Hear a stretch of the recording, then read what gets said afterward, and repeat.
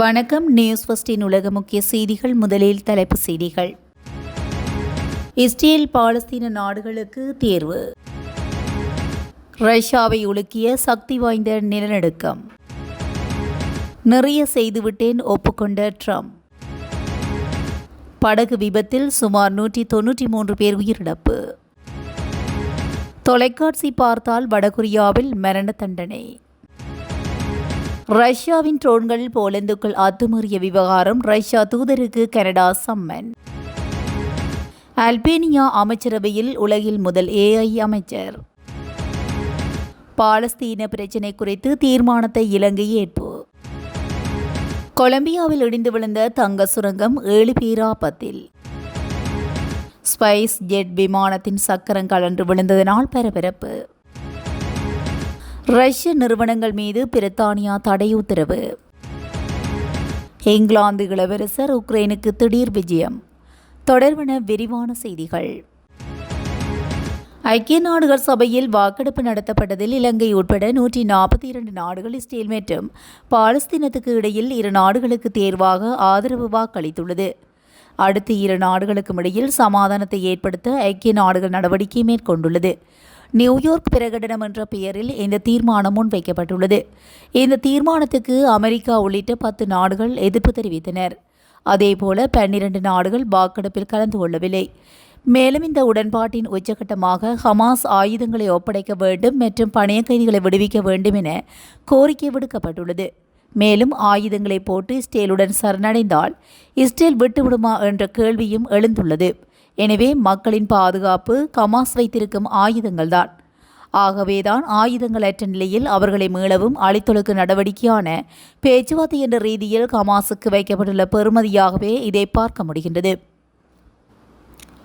Russia Kamchatka பிராந்தியத்தில் சக்தி வாய்ந்த நிலநடுக்கம் ஏற்பட்டுள்ளதாக சர்வதேச ஊடகங்கள் செய்தி வெளியிட்டுள்ளன. இந்நிலநடுக்கம் ரஷ்யாவின் கிழக்கு பகுதியில் உள்ள கம்சட்கா தீபகற்பத்தின் கிழக்கு பகுதியில் இன்று சனிக்கிழமை 7.4 ரிக்டர் அளவில் ஏற்பட்டுள்ளது. 39.5 கிலோமீட்டர் ஆழத்தில் இந்நிலநடுக்கம் பதிவாகியுள்ளதாக அமெரிக்காவின் புவியியல் ஆய்வு மையம் தெரிவித்துள்ளது. நிலநடுக்கத்தை தொடர்ந்து அப்பகுதிக்கு சுனாமி எச்சரிக்கையும் விடுக்கப்பட்டுள்ளது. மேலும் கம்சட்காவின் சில பகுதிகளில் சுமார் 4 மீட்டர் உயரத்துக்கு அலைகள் எழுந்ததாகவும் கூறப்படுகிறது. இதனால் செவேரோ குரேல்ஸ்க் உள்ளிட்ட கடலோர பகுதிகளில் வசிப்பவர்கள் உடனடியாக அவ்விடங்களில் இருந்து வெளியேற்றப்பட்டுள்ளனர். மேலும் கடந்த ஜூலை மாதத்தில் இதே பகுதியில் 8.8 ரிக்டர் அளவிலான சக்தி வாய்ந்த நிலநடுக்கம் ஏற்பட்டு இருந்தமை குறிப்பிடத்தக்கது. ரஷ்யாவிடமிருந்து கச்சா எண்ணெய் வாங்குவதற்கான அபராதத்துடன் இந்திய பொருட்களுக்கு 50% வரி விதித்து அமெரிக்க ஜனாதிபதி ட்ரம்ப் கடுமையாக சாட்டியுள்ளார். இது ஒரு இரு நாட்டு உறவில் விரிசலை ஏற்படுத்தியிருப்பதை அவர் தற்போது ஒப்புக்கொண்டுள்ளார். செய்தி நிறுவனம் ஒன்றுக்கு அளித்த பேட்டியில் இதுகுறித்து அவர், இந்தியா மிகப்பெரிய வாடிக்கையாளராக இருக்கின்றது. ரஷ்யாவிடமிருந்து எண்ணெய் வாங்குவதற்காக இந்தியா மீது 50% வரி விதித்தேன். இது எளிதான காரியமல்ல. இது ஒரு மிகப்பெரிய விஷயம். அது இந்தியாவுடன் விரிசலையும் ஏற்படுத்திவிட்டது. ஆனாலும் அதை செய்தேன், நிறைய செய்துவிட்டேன் என்று ட்ரம்ப் கூறியுள்ளார். இந்த பேட்டியில் இந்தியா பாகிஸ்தான் போரை நிறுத்தியதாகவும் ட்ரம்ப் மீண்டும் தெரிவித்துள்ளார். வடமேற்கு கொங்கோ ஜனநாயக குடியரசில் இருவேறு படகு விபத்துகளில் சுமார் 193 பேர் உயிரிழந்துள்ளதாக சர்வதேச ஊடகங்கள் செய்தி வெளியிட்டுள்ளன. இந்த விபத்தில் பலர் காணாமல் போயுள்ளதாக நாட்டு அதிகாரிகளும் ஊடகங்களும் தெரிவித்துள்ளன. இந்த விபத்துகள் ஈக்வாடேர் மாகாணத்தில் சுமார் 150 கிலோமீட்டர் தூரத்தில் புதன் மற்றும் வியாழக்கிழமைகளில் இடம்பெற்றுள்ளன. மாகாணத்தின் லூஹோலேலா பிரதேசத்தில் உள்ள ஹோங்கோ ஆற்றின் குறுக்கே வியாழக்கிழமை மாலை சுமார் 500 பயணிகளுடன் பயணித்த ஒரு படகு தீப்பிடித்து கவிழ்ந்து விபத்துக்குள்ளானதில் 107 பேர் உயிரிழந்துள்ளதாக ஹோங்கோவின் மனிதாபிமான விவகார அமைச்சு அறிக்கையொன்றினூடாக தெரிவித்துள்ளது. இதேவேளை புதன்கிழமை மாகாணத்தின் பஷன் குஷு பிரதேசத்தில் படகு ஒன்று கவிழ்ந்த விபத்துக்குள்ளானதில் 86 பேர் உயிரிழந்துள்ளதாகவும் மாநில ஊடகங்கள் செய்தி வெளியிட்டுள்ளன. இந்த விபத்தில் பலர் காணாமல் போயுள்ளனர். இதன்போது காணாமல் போனோர் குறித்து முழுமையான புள்ளி விவர அறிக்கைகள் கிடைக்கவில்லை என தெரிவிக்கப்பட்டுள்ளது. விபத்துக்கான காரணம் குறித்த தகவல்கள் கிடைக்கவில்லை எனவும் வெள்ளிக்கிழமை மாலை மீட்பு நடவடிக்கைகள் இடம்பெற்றனவா என்பது குறித்தும் தெளிவான தகவல்கள் கிடைக்கவில்லை. அதிக எடை மற்றும் இரவு நேர பயணம் என்பனவே படகு விபத்துக்கு காரணம் என மாநில ஊடகங்கள் தெரிவித்துள்ளன. வடகொரியாவில் தென்கொரியா உள்ளிட்ட வெளிநாட்டு தொலைக்காட்சி தொடர்களை பார்த்தாலோ அல்லது பகிர்ந்தாலோ மரண தண்டனை விதிக்கும் அளவுக்கு அங்கு சட்டங்கள் கடுமையாக்கப்பட்டுள்ளன என ஐநா மனித உரிமைகள் ஆணையம் தெரிவித்துள்ளது. இதுகுறித்து செப்டம்பர் 12 ஐக்கிய நாடுகள் மனித உரிமைகள் பேரவையில் ஐநா மனித உரிமைகள் ஆணைக்குழு அறிக்கை ஒன்றை வெளியிட்டுள்ளது. வடகொரிய அரசு புதிய தொழில்நுட்பங்களின் உதவியுடன் மக்களின் அன்றாட நடவடிக்கைகளை மிகவும் தீவிரமாக கண்காணித்து வருகின்றது. இதன் விளைவாக தண்டனைகள் மிகவும் கடுமையாக்கப்பட்டுள்ளன. 2015 ஆண்டுக்கு பின்னர் நடைமுறைக்கு வந்த புதிய சட்டங்கள் அந்நாட்டு குடிமக்களின் வாழ்க்கையில் ஒவ்வொரு அம்சத்திலும் அரசாங்கத்தின் கட்டுப்பாட்டை அதிகரித்துள்ளன. எனவே தென்கொரியாவின் பிரபல டிராமாக்கள் உட்பட வெளிநாட்டு தொலைக்காட்சி தொடர்களை விநியோகித்ததற்காக பல வடகொரியர்கள் ஏற்கனவே தூக்கிலிடப்பட்டுள்ளனர் என வடகொரியாவுக்கான மனித உரிமைகள் ஆணையாளர் ஜேம்ஸ் ஹீனன் தெரிவித்துள்ளார். இந்த 14 பக்க அறிக்கை 2014 முதல் வடகொரியாவில் இருந்து தப்பி சென்ற 300க்கும் மேற்பட்ட மக்களிடம் நடத்தப்பட்ட நேர்காணலின் அடிப்படையில் தயாரிக்கப்பட்டுள்ளது. இந்த அறிக்கையை வடகொரியா அரசாங்கம் முற்றிலுமாக நிராகரித்துள்ளதாகவும் இந்த அறிக்கைக்கு அனுமதி அளித்த ஐநா பேரவையின் தீர்மானத்தை எதிர்ப்பதாகவும் வடகொரியா தெரிவித்துள்ளது. ரஷ்ய ட்ரோன்கள் போலந்துக்குள் அத்துமீறிய விவகாரம் தொடர்பில் ரஷ்ய தூதருக்கு சம்மன் அனுப்பப்பட்டதாக கனடாவின் வெளியுறவுத்துறை அமைச்சர் தெரிவித்துள்ளார். ரஷ்ய ட்ரோன்கள் போலந்துக்குள் அத்துமீறியதாக போலந்து அறிவித்த சில மணி நேரத்துக்குள் கனடாவுக்கான ரஷ்ய தூதர் சம்மன் அனுப்பப்பட்டதாக கனடா வெளியுறவுத்துறை அமைச்சரான அனிதா ஆனந்த் தெரிவித்துள்ளார். செவ்வாய் நள்ளிரவு அல்லது புதன் அதிகாலையில் போலந்துக்குள் ரஷ்ய ட்ரோன்கள் ஊடுருவிய விடயம் உலக அரசியலில் பெரும் பரபரப்பை உருவாக்கியுள்ள நிலையில் புதன்கிழமையன்று கனடாவுக்கான ரஷ்ய தூதர் சம்மன் அனுப்பப்பட்டதாக தெரிவித்துள்ள கனடா வெளியுறவுத்துறை அமைச்சரான அனிதா ஆனந்த் போலந்து வான்வெளிக்குள் ரஷ்ய ட்ரோன்கள் ஊடுருவிய விவகாரம் குறித்து அதிகாரப்பூர்வமாக கண்டனம் தெரிவிக்கப்பட்டதாக தெரிவித்துள்ளார்.